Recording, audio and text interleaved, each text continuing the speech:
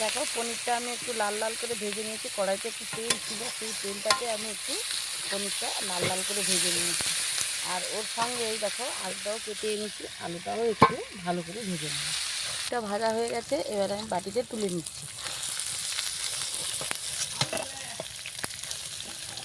কিছুটা তো আমি আলুটা দিয়ে দেবো।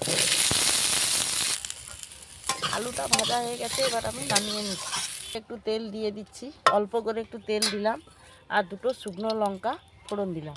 কালো জিরে ফোড়ন দিয়ে রেখেছি, পোস্ত, আদা আর জিরে, টমেটো, আর কিছু না।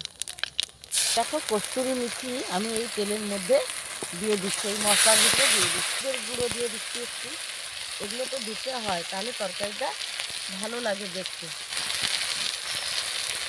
আর দেখো একটু অল্প করে লাল লঙ্কার গুঁড়ো একটু দিয়ে দিলাম। দেখো মশলাটা আমার পুরো এভাবে শুকনো শুকনো করে ভেজে নিয়েছি। এবারে আলুগুলো, ভেজে রাখা আলুগুলো আমি দিয়ে দিচ্ছি। দিয়ে স্বাদ মতো একটু নুন দেবো। দেখো ভাজা হয়ে গেছে, কষানো আমার কমপ্লিট হয়ে গেছে, তো জল দিয়ে দেবো।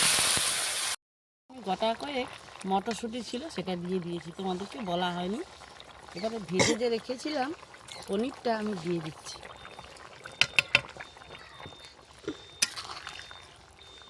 রান্নাটা আমার হয়ে এসছে, তো আমি একটু ঘি দিয়ে দেবো। তো রান্নাটা আমার কমপ্লিট হয়ে গেছে, এবার আমি নামিয়ে নিচ্ছি। তো আমার যে স্পেশাল মশলাটা সেটা আমি উপর দিয়ে ছড়িয়ে দিলাম। তো আমার হয়েছে এটা পনির মটর পোস্ত।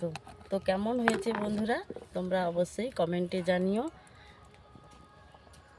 টাটা।